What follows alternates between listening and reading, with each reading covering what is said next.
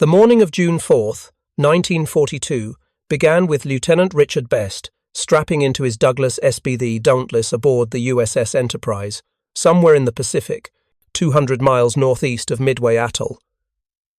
In a dive bomber pilot for 2 years, he'd logged over 300 carrier landings. He knew his aircraft, knew his squadron, knew the doctrine backward and forward. But in approximately 3 hours, Best would violate every principle of that doctrine. He'd lead an attack force that Navy tacticians had explicitly calculated as too small to be effective, and in doing so, he'd help sink the flagship of the Japanese carrier striking force with a precision that would change the course of the Pacific War. The numbers that morning told a grim story. American intelligence had broken Japanese naval codes and knew that Admiral Chuichi Nagumo's carrier striking force was approaching Midway. 4 fleet carriers, Akagi, Kaga, Soryu, and Hiryu, the same carriers that had devastated Pearl Harbor 6 months earlier. Enterprise, Yorktown, and Hornet were positioned to ambush them, but the Americans were outnumbered, outgunned, and facing an enemy that hadn't lost a major naval engagement in decades. If you're enjoying this deep dive into the story, hit the subscribe button and let us know in the comments from where in the world you are watching from today. At 07:06 that morning, Enterprise began launching her air group. 34 SBD Dauntless dive bombers, 14 TBD Devastator torpedo bombers, and 10 F-4F Wildcat fighters. The dive bombers were organized into 2 squadrons, Bombing 6, which Best commanded, and Scouting 6, under Lieutenant Commander Earl Gallagher. Above them both was the Air Group Commander, Lieutenant Commander Wade McCluskey. Here's what made the next few hours so unusual. McCluskey was a fighter pilot, an excellent one, highly regarded throughout the fleet. But he'd only recently been promoted to Air Group Commander, and he'd never dropped a bomb from an SBD. He was flying his first dive bomber strike mission. That inexperience would create a crisis at the worst possible moment. The squadrons became separated almost immediately after launch. The fighters lost contact. The torpedo bombers flew at low altitude while the dive bombers climbed to 15,000 feet. They were supposed to arrive over the Japanese fleet as a coordinated strike, with fighters suppressing the combat air patrol. Torpedo bombers pulling the enemy fighters down to sea level, and dive bombers attacking from altitude while the defenses were occupied. But coordination required knowing where the enemy actually was, and by 09:30, McCluskey's dive bombers had reached the expected intercept point and found nothing but empty ocean. McCluskey faced a choice that would have ended most commanders' careers.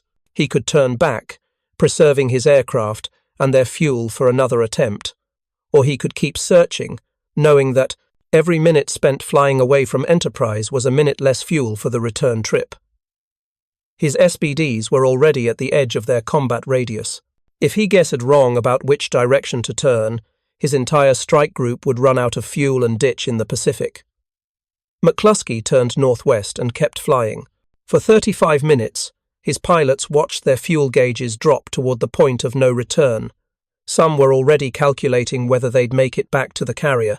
And then, at 09:55, McCluskey spotted a Japanese destroyer below them, moving at high speed with a distinctive wake that pilots called a bone in its teeth. The destroyer was Arashi. She'd left the main fleet to drop depth charges on the American submarine Nautilus and was now racing to rejoin Nagumo's carriers. McCluskey made the calculated guess that if he followed Arashi's course, she'd lead him directly to the fleet. 6 minutes later, McCluskey's pilots saw what they'd been searching for. 4 Japanese carriers, spread across several miles of ocean, their decks crowded with aircraft. At that exact moment, those carriers were at their most vulnerable. For the past 2 hours, Nagumo had been receiving contradictory intelligence about American ship positions. He'd armored his aircraft to strike Midway, then rearmored them with torpedoes to strike American carriers, then started rearming them again. The hangar decks of all 4 carriers were crowded with aircraft, many fully foiled, many with bombs and torpedoes stacked nearby. The ordnance handlers had stopped following safety procedures in their rush to rearm. One well-placed bomb on any of those carriers would ignite a catastrophe. but McCluskey's pilots couldn't see the chaos on the hangar decks. What they could see was that Japanese fighters were all down at sea level. For the past 2 hours, American torpedo bombers from all 3 carriers had been pressing home suicidal attacks. 41 torpedo bombers had launched that morning. 37 had been shot down. Not a single torpedo had hit its target. But those torpedo bombers had accomplished something crucial without knowing it. They'd pulled every Japanese Zero down to wave-top altitude. The combat air patrol was exhausted, low on fuel and ammunition, and completely out of position to intercept high-altitude dive bombers. The sky above the Japanese fleet was empty. McCluskey had arrived at the perfect moment by complete accident.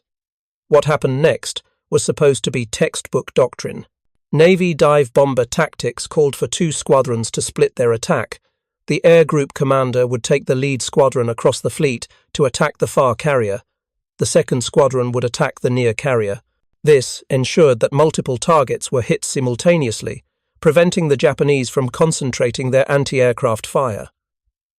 Best, leading Bombing 6, understood the doctrine perfectly. He could see 2 carriers ahead, Kaga to port and Akagi to starboard. He assumed McCluskey would take Scouting 6 to attack Akagi, the farther carrier, while Best's squadron attacked Kaga, the nearer one. But McCluskey didn't know the doctrine, or in the stress of the moment, he forgot it. At 10:22, McCluskey rolled inverted and dove on Kaga, the near carrier, taking Scouting 6 with him.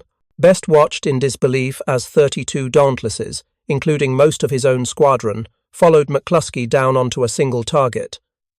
Best had perhaps 2 seconds to make a decision. He could follow doctrine, join the attack on Kaga, and guarantee massive overkill on one target, while leaving the other completely untouched. Or he could violate orders, break away from his squadron, and attack Akagi with whatever planes he could pull away from the mob diving on Kaga. Navy tactical doctrine was explicit. A force of fewer than 18 dive bombers was considered insufficient to achieve a probably kill on a fleet carrier. The math was based on expected hit rates of around 20 to 30%. Even excellent pilots missed more often than they hit. A carrier could absorb several near misses. It took multiple direct hits to guarantee fatal damage. Best was looking at attacking with 3 aircraft. His own plane and his 2 wingmen, Ensign Frederick Thomas Weber and Lieutenant Junior Grade Edwin John Kroger, 3 planes against doctrine that said you needed 18. 3 pilots against a carrier that was maneuvering evasively, surrounded by screening warships, putting up a wall of anti-aircraft fire. Best didn't hesitate. He signalled Weber and Kroger, broke hard to starboard, and headed for Akagi. What Best understood, what had been drilled into him through hundreds of practice dives, was that accuracy mattered more than quantity. A single bomb in the right place could do more damage than a dozen bombs in the wrong places, and Best knew how to put a bomb in exactly the right place. The SBD Dauntless could dive at angles approaching 80 degrees, nearly vertical. This wasn't just for show. The steeper the dive angle, the more accurate the bombing. When an aircraft dove at shallow angles, the bomb's trajectory was complex. It had significant horizontal velocity, meaning the pilot had to calculate lead, compensate for wind, account for the target's movement. But at 70 to 80 degrees, the bomb dropped almost straight down. The horizontal component was minimal. Wind effects were negligible. The trajectory was nearly a straight line from release point to impact point.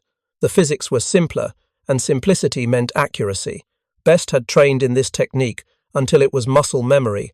He knew exactly how the sight picture should look at 15,000 feet when he started his dive.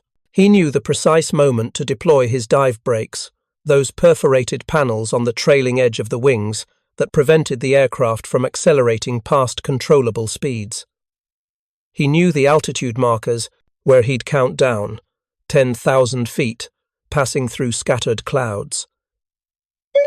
8,000 feet, Akagi growing larger in his sight. 6,000 feet, abler to see individual aircraft spotted on her deck.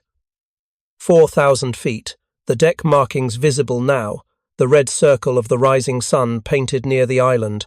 At 3,000 feet, Best could see crewmen on Akagi's deck scrambling for cover. Anti-aircraft fire was coming up now, black puffs of heavy-caliber rounds exploding around his Dauntless, trace of fire from lighter weapons, streams of rounds arsing up, trying to bracket his dive path. His radio crackled with his rear gunner, Chief James Murray, calling out fighters attempting to pursue from above. 2,500 feet. Best had his target. The SBD's dive sight, a simply optical device mounted in the windscreen, showed a set of reference lines.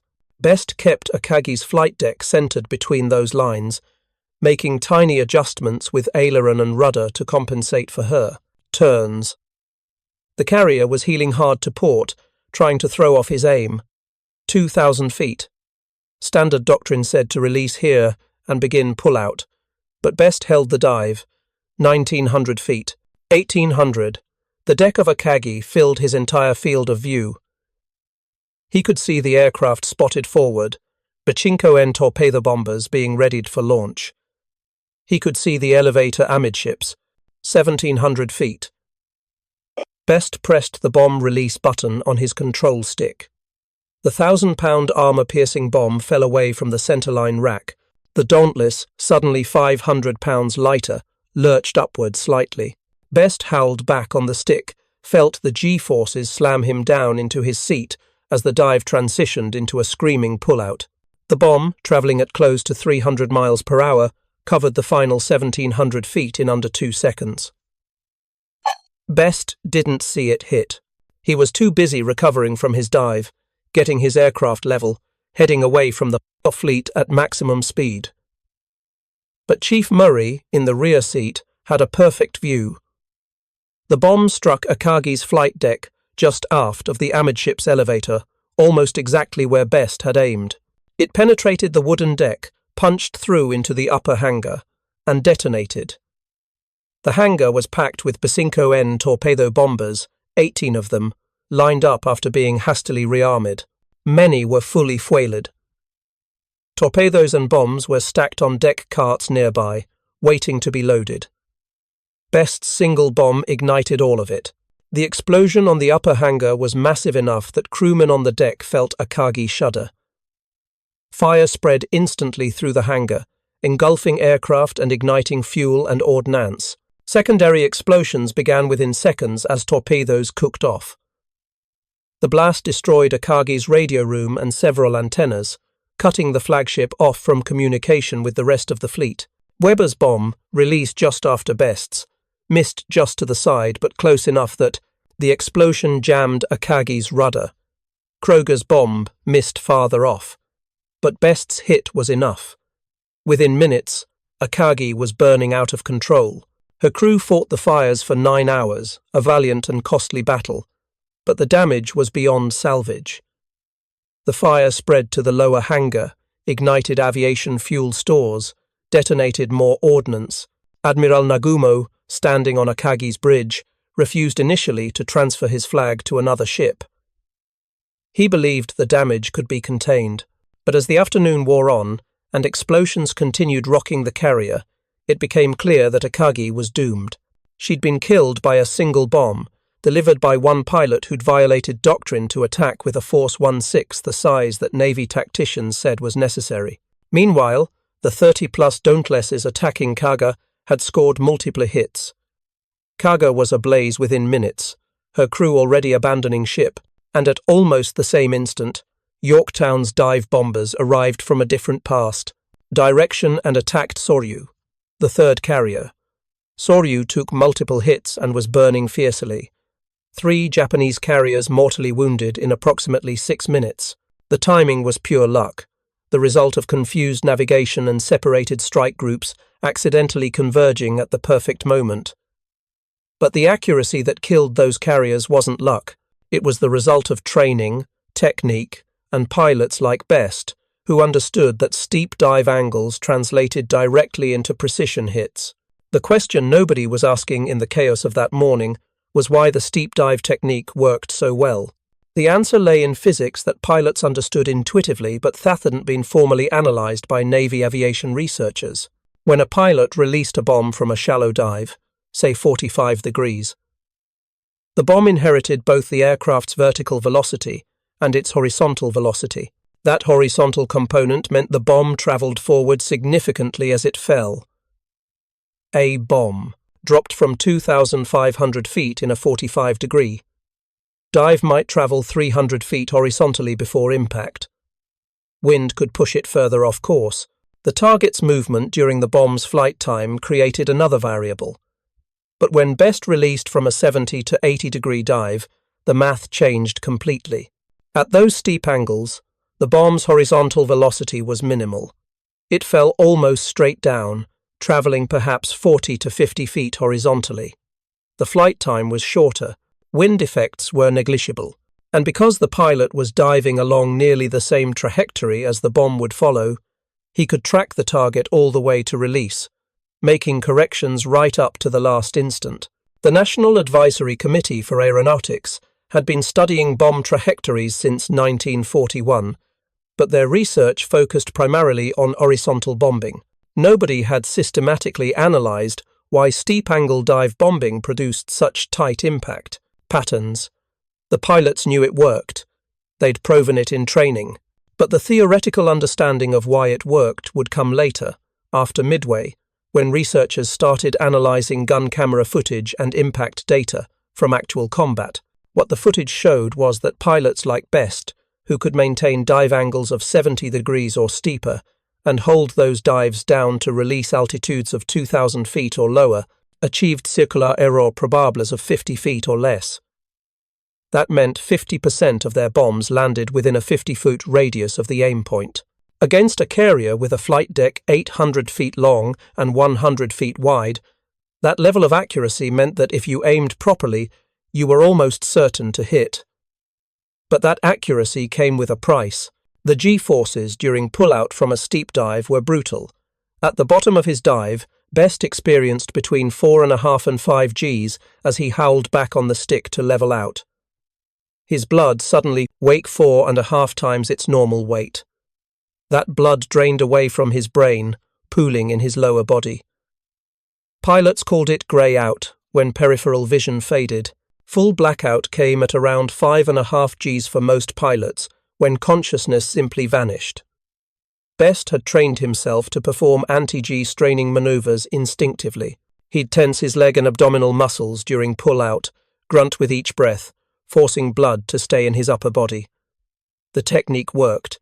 He'd never experienced even a grey out during any of his hundreds of practice dives. His training had been thorough enough that the physical responses were automatic, requiring no conscious thought, but there was something Best didn't know as he headed back toward Enterprise that morning, something that would end his combat career before the day was over. Before taking off that morning, Best had tested his oxygen rebreather system. The SBD used a closed-circuit system that removed carbon dioxide from exhaled breath using sodium hydroxide canisters. Best had inhaled once through the system to verify it wasn't leaking. What he didn't realize was that the canister in his aircraft had overheated. That single test breath had filled his lungs with caustic soda fumes. The fumes didn't cause immediate symptoms. Best flew the entire strike mission, made his dive, pulled out, and headed back to Enterprise without noticing anything wrong. But the caustic chemicals had damaged the delicate tissues of his lungs and activated a latent tuberculosis infection he'd been carrying for years. Many people in the 1930s and 40s had been exposed to tuberculosis. Most never developed active disease, but the chemical damage to Best's lungs gave the bacteria the opportunity they needed. Best landed aboard Enterprise just after 1100 hours. He climbed out of his cockpit, debriefed with the intelligence officers, and learned that the strike had been even more successful than anyone had dared hope. 3 Japanese carriers burning, possibly sinking. Only one carrier left operational, Hiryu. Within 2 hours, Enterprise received reports that Hiryu had launched a counterattack. Her dive bombers had found Yorktown and scored 3 hits. Yorktown was damaged but still operational. Admiral Raymond Spruance, commanding Task Force 16 from Enterprise, ordered an immediate strike against the last remaining Japanese carrier. Best volunteered to lead it. He was the most experienced dive bomber squadron commander in the air group. He knew the Japanese fleet's location. He knew how to attack a carrier that would be expecting them, that would have every fighter and every anti-aircraft gun ready. But as Best walked back to his SBD, he started coughing. Just a little at first, then more violently. He was coughing up blood. The flight surgeon wanted to ground him. Best refused. There was one Japanese carrier left. He'd sunk one that morning with 3 aircraft. Now he'd have most of his squadron, reinforced with survivors from Yorktown's air group. He climbed back into his SBD, started the engine, and prepared to launch. If you find this story engaging, please take a moment to subscribe and enable notifications. It helps us continue producing in-depth content like this. At 15:30 hours, Best led 24 SBD Dauntlesses off Enterprise's deck, headed northwest toward Hiryu's last reported position. The Japanese carrier was running hard, trying to open distance from the American fleet, but she couldn't outrun aircraft. Best's pilots found her just after 1600 hours. Hiryu was ready for them. Her combat air patrol was positioned at altitude. Her screening destroyers and cruisers were laying down a curtain of anti-aircraft fire. Every gun on every ship was tracking the incoming Dauntlesses. Best knew this attack would be different from the morning's strike. There would be no surprise. The Japanese would be fighting for their lives. Best selected his approach carefully. He climbed to 18,000 feet, putting the sun behind his squadron, making them harder to spot. He waited for the Japanese fighters to commit to intercepting one section of his formation, then dove from a different angle. The technique worked. Most of Best's squadron made it through to attack altitude without being intercepted. At 17,000 feet, Best rolled inverted and pulled through into his dive.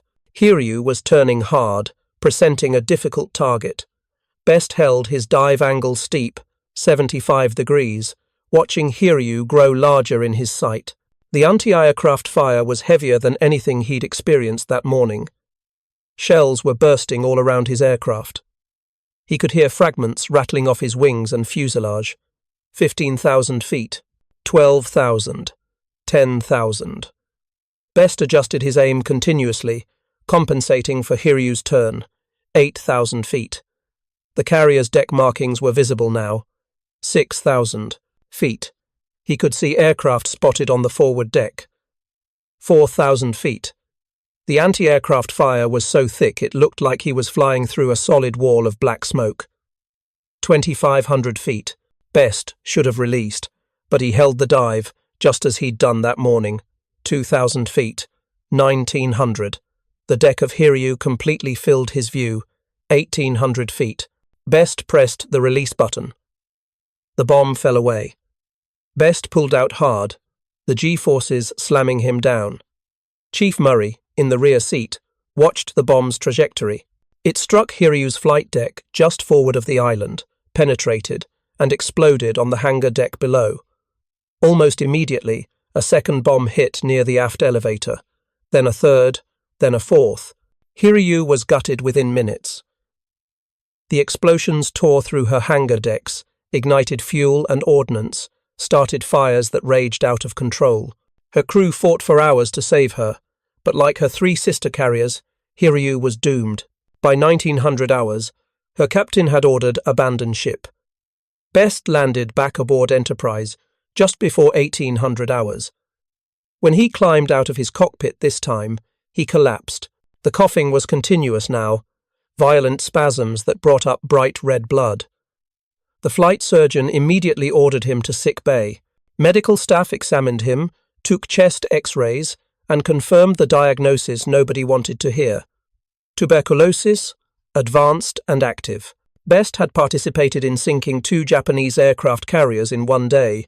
He'd led attacks that helped turn the tide of the Pacific War. But his combat career was over. The oxygen system malfunction that morning had ended it. Best spent the next 10 years fighting tuberculosis. The disease nearly killed him multiple times. In 1944, the Navy medically retired him as a lieutenant commander. He was 34 years old. The war would continue for another year, and Best would spend it in hospitals and sanitariums far from the action.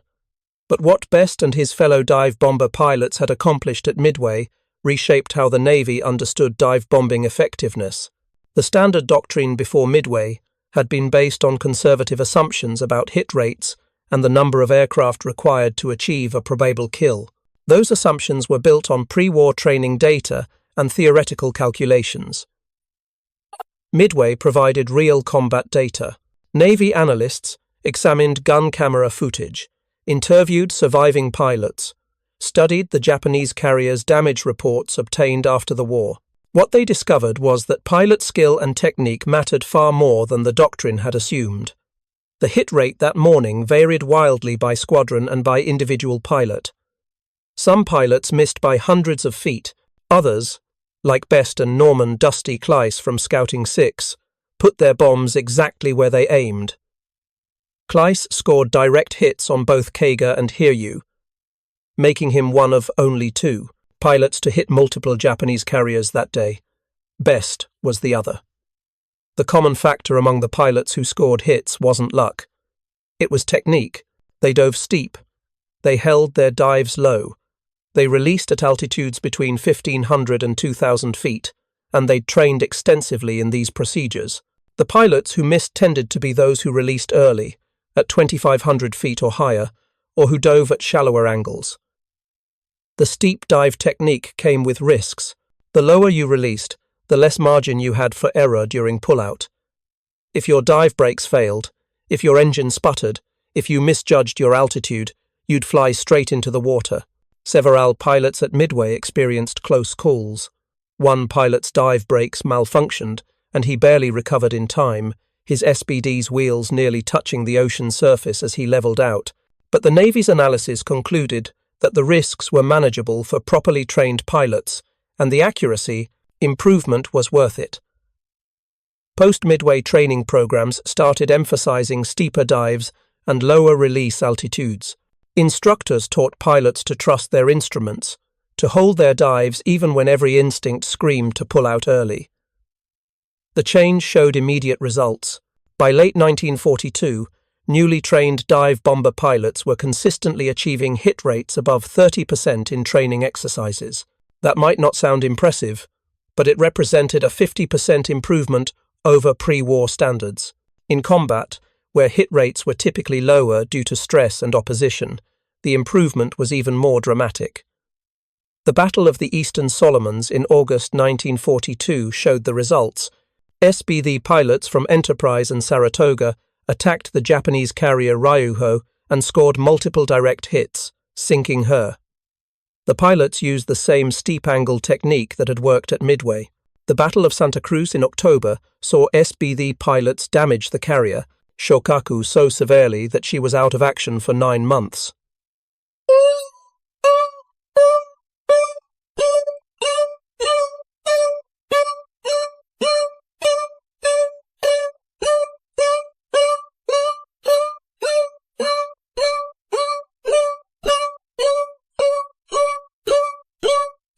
In 1943, the steep dive technique. The old shallow angle methods were relegated to special circumstances like attacking land targets where pinpoint accuracy wasn't required. For attacking ships, especially carriers, steep dives from high altitude were the unquestioned standard. The physics that made it work were eventually formalized by Navy researchers. They built mathematical models of bomb trajectories at various dive angles, calculated the effects of target motion and wind, and confirmed what pilots like Best had proven through experience.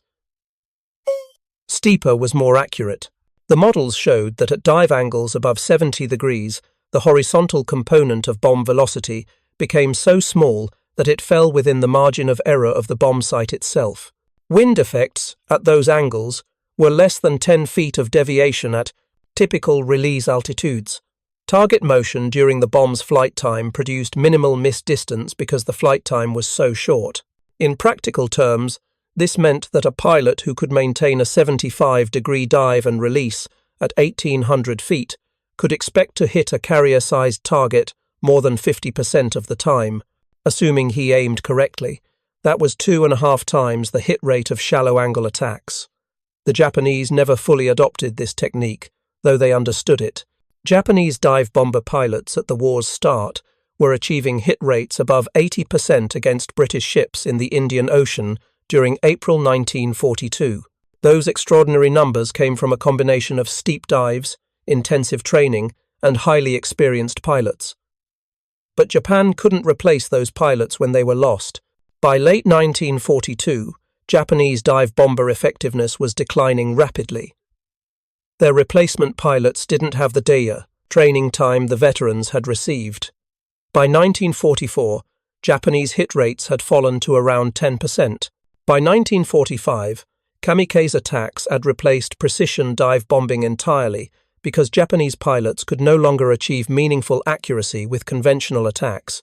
The United States, by contrast, maintained and even improved dive bomber effectiveness throughout the war.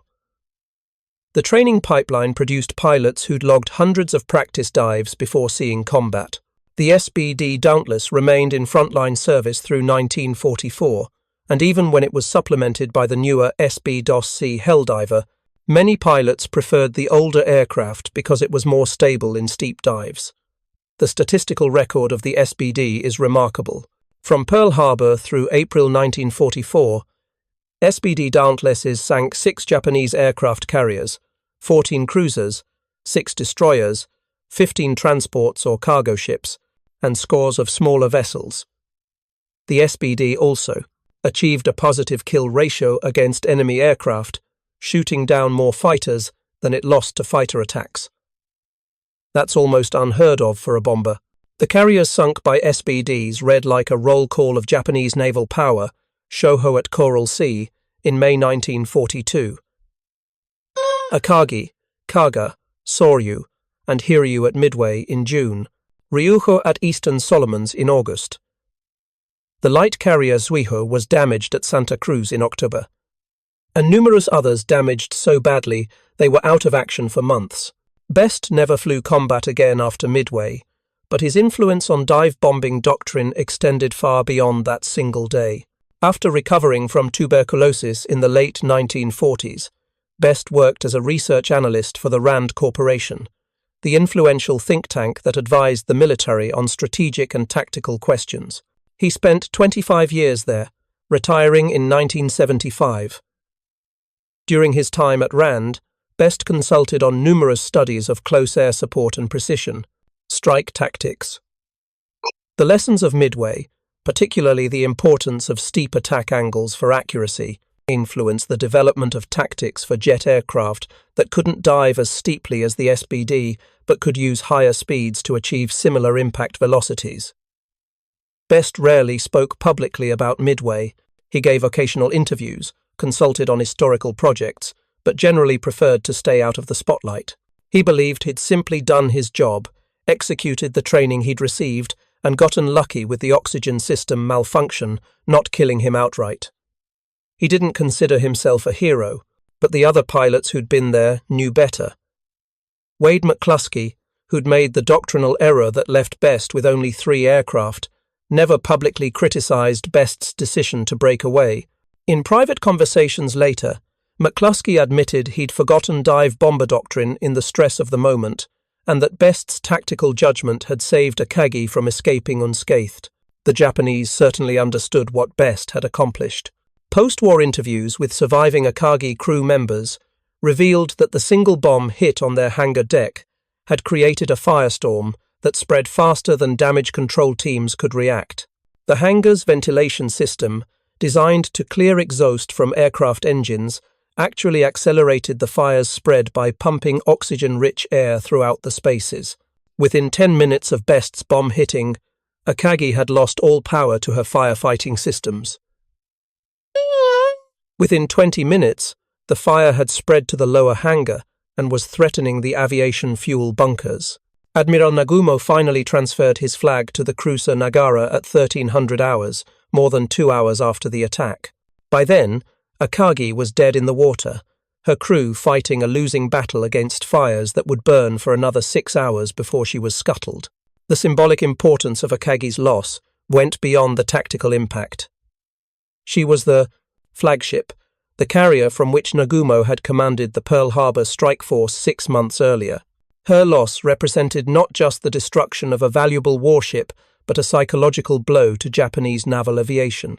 The carrier that had seemed invincible in December 1941 had been sunk by 3 American dive bombers.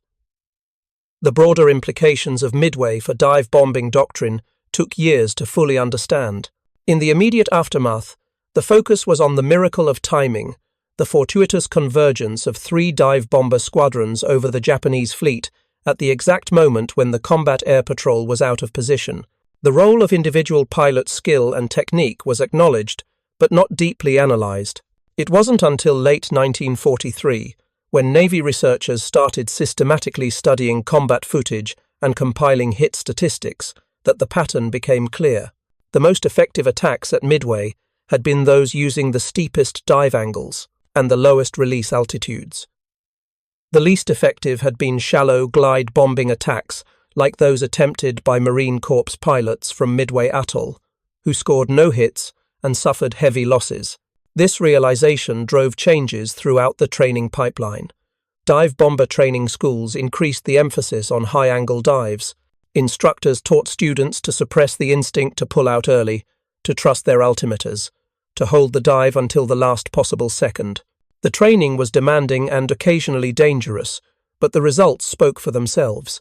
By 1944, American dive bomber pilots were routinely achieving accuracies that would have seemed impossible in 1942. Attacks on Japanese shipping in the Philippines campaign showed hit rates consistently above 35%. During the Battle of the Philippine Sea in June 1944, SBD pilots from multiple carriers achieved coordinated strikes with precision that reflected the maturity of the doctrine. The technique Best had helped prove at Midway became the foundation for decades of dive bombing tactics. Even after World War II ended, the principles remained relevant. Jet aircraft in Korea and Vietnam used steep dive attacks for precision bombing. Modern attack aircraft, though they operate at far higher speeds and use precision-guided munitions, still employ steep dive profiles when maximum accuracy is required. The Adia Thunderbolt II, the close air support aircraft that entered service in the 1970s, can execute dive angles of 45 degrees or steeper when attacking targets. The F-18 Super Hornet practices steep dives as part of its strike training. The physics haven't changed. Steep angles still mean straighter trajectories, shorter flight times, less wind effect, and higher accuracy. What has changed is the technology. Modern aircraft have computers that calculate release points automatically.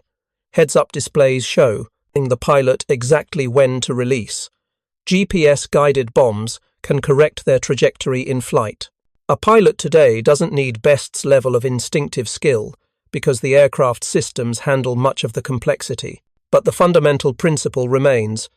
If you want to hit a target precisely, a steep dive angle is your friend. That lesson, learned through trial and error in the Pacific, validated by pilots like Best who had the skill and nerve to execute it under fire, remains embedded in modern strike doctrine.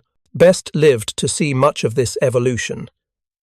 He died on October 28, 2001, at the age of 91. By then, he'd witnessed the entire arc of military aviation from propeller-driven dive bombers to stealth fighters. He'd seen precision bombing evolve from putting a bomb within 50 feet of the target to putting it through a specific window. In his later years, Best occasionally spoke to aviation historians and veteran groups. He emphasized that Midway had been a team effort, that his role had been small, that luck had played an enormous part. But the historians knew better. They'd studied the gun camera footage, read the after-action reports, interviewed the other pilots. They understood that Best's tactical decision to attack Akagi with just 3 aircraft, combined with his technical skill in executing a perfect dive and putting his bomb exactly where it needed to go, had been decisive. The Navy certainly understood. Best received the Navy Cross, the second highest decoration for valor in combat. The citation read, defying extreme danger from concentrated anti-aircraft barrage and powerful fighter opposition. Lieutenant Commander Best, with bold determination and courageous zeal, led his squadron in dive-bombing assaults against Japanese naval units. That citation, like many military awards, used formal language that captured the heroism, but not the technical achievement. Best hadn't just been brave. He'd been skillful, executing a bombing technique that required hundreds of hours of practice to master. He'd made split-second tactical decisions that violated doctrine but proved correct. He'd demonstrated that in aerial warfare, individual pilot skill could still matter even in an age of industrial-scale combat. The story of Midway is often told as a story of intelligence, of code-breaking and ambush. That's part of it. American knowledge of Japanese plans gave the fleet a crucial advantage. But intelligence doesn't sink carriers. Bombs do. And getting those bombs on target required pilots who understood their aircraft, understood the physics of dive bombing, and had the skill to execute under combat conditions. Best exemplified that combination of knowledge, skill, and courage. His legacy isn't just the 2 carriers he helped sink on June 4, 1942. It's the validation of a technique that would serve American naval aviation for decades. The steep dive, the low release, the acceptance of higher risk in exchange for higher accuracy. These became standard because pilots like Best proved they worked. The morning of June 4, 1942 began with Best strapping into his SBD, knowing he was about to fly into combat but not knowing he was about to change naval aviation history. By the time he landed that afternoon, coughing blood, his combat career over, he'd helped sink 2 enemy carriers and demonstrated that 3 skilled pilots could accomplish what doctrine said required 18. That's the real story of dive bombing at Midway. Not 90% accuracy, not miraculous marksmanship, but skilled pilots using proper technique to achieve results that changed the course of a war. Best understood the physics, trusted his training, and executed flawlessly when it mattered most. The Navy learned from him, codified what worked, trained thousands more pilots in the same techniques, and turned dive bombing into the precision weapon that helped win the Pacific War. Thank you for watching. For more detailed historical breakdowns, check out the other videos on your screen now, and don't forget to subscribe.